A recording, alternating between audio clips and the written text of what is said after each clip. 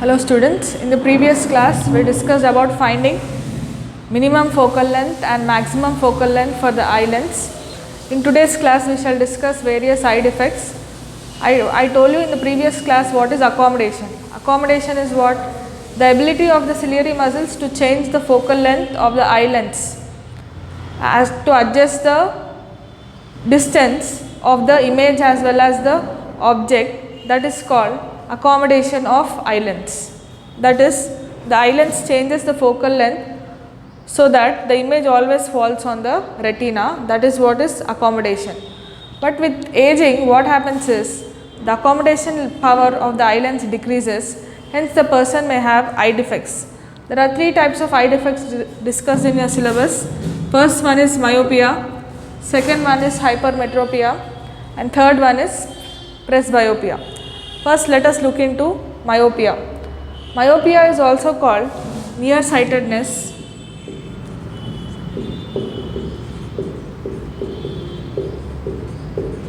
The other name for myopia is nearsightedness.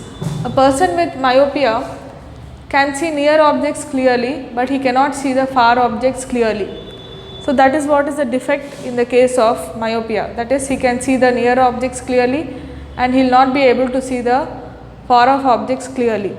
So why he will not be able to see the far off objects clearly is the rays that are coming from the object, they don't converge on the retina, but they converge before retina like this. The rays that are falling on the convex lens, they converge before the retina.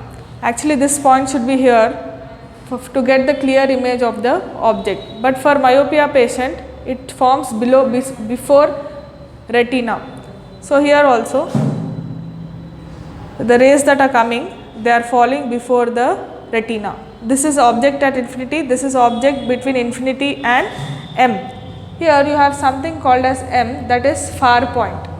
Far point means it is a minimum distance from where he will not be able to see the object. That is, from M till M, the person with myopia can see the objects clearly. Beyond M, he will not be able to see the object clearly. So this M is called far point. So M is called the far point. Now at M he will be able to see, if the object is placed at M, the image forms on the retina. If it is between M and L, that is between M and the least distance of distinct vision, the image is formed on the retina. So what is the correction for myopia patients? The correction is they have to use biconcave lens. What happens here is the object that is far off, the parallel rays fall on the concave lens. The rays gets diverged. If you extend it backside, they meet at M. That is, the image is formed at M. This image acts as an object for the eye lens, hence the image is formed on the retina. That is what is the correction for myopia patients. So they have to use biconcave lens. Now, how to decide the focal length of the biconvex lens for a myopia patient? That is, we have this formula, 1 by f is equal to 1 by v minus 1 by u. Let v is equal to minus d, where d is the distance of the far point from the eye lens. U is equal to minus infinity. Let us substitute this. 1 by f is equal to 1 by minus d minus of minus 1 by minus infinity. So 1 by f is equal to 1 by minus d, minus into minus is plus 1 by infinity. 1 by infinity is 0, so you have 1 by f is equal to minus 1 by d. F is equal to minus d. So whenever you have negative sign, it indicates that it is concave lens, and d must be the focal length of the lens to be used for the patient suffering with myopia defect.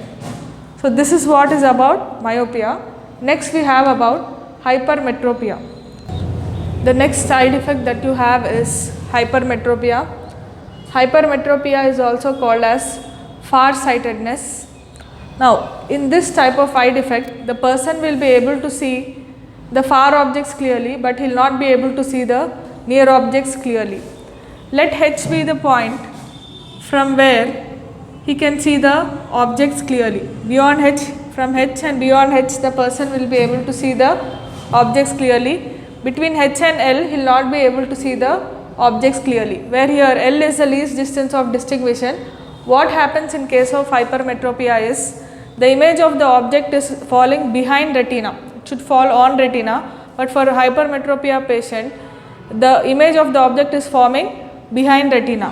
Now when the object is at H, the image is formed on the retina, and beyond H also the image is formed at retina. Between H and L, if you keep the object, it does not form on the retina, but it is falling behind the retina. So what is the correction? We have to use biconvex lens. When we use biconvex lens, what is happening is, let us say this is the position of the object. The rays that are coming from the biconvex lens, if you see, they actually meet at point H. If you take the rays behind, they actually meet at point H, so that this acts as an object for the eye lens. So when the object is over here, the image is formed on the retina of the eye. That is how hypermetropia is corrected. Hypermetropia, as I told you, is also called farsightedness, and here H is a near point. Near point is the point from where he can see the objects clearly. Between H and L, he will not be able to see the objects clearly. Now, if the object is between H and L, the convex lens that we are using, it makes the object to fall at H, so that the image is formed on the retina. That is how hypermetropia is corrected. Let us see what should be the focal length. We have 1 by f is equal to 1 by v minus 1 by u. Here u is equal to minus d and v is equal to 25 centimeters. Image distance is 25 centimeters. Image distance is, object distance is minus 25 centimeters and image distance is minus d. Okay, here is the image, right? So 1 by f is equal to 1 by minus d minus of minus 1 by 25. So this is 1 by f is equal to minus 1 by d plus 1 by 25.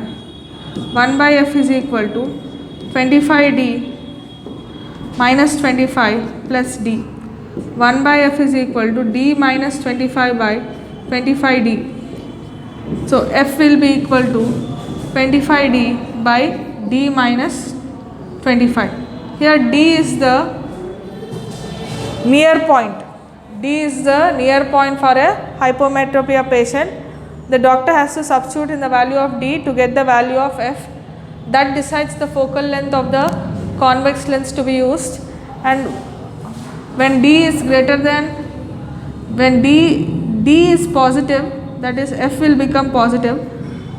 The sight is said to be positive if he is using biconvex lens. So that is about hypermetropia. Next side effect is presbyopia. With aging, what happens is, as the lens present in the eye loses its accommodation power, what happens is, there is every chance that person may have both hypermetropia and myopia. That condition is called presbyopia.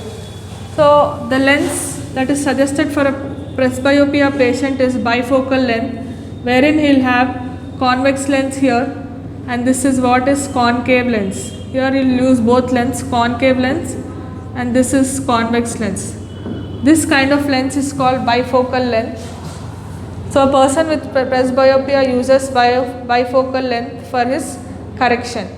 So that's all about today's class, children. We shall continue in the next class.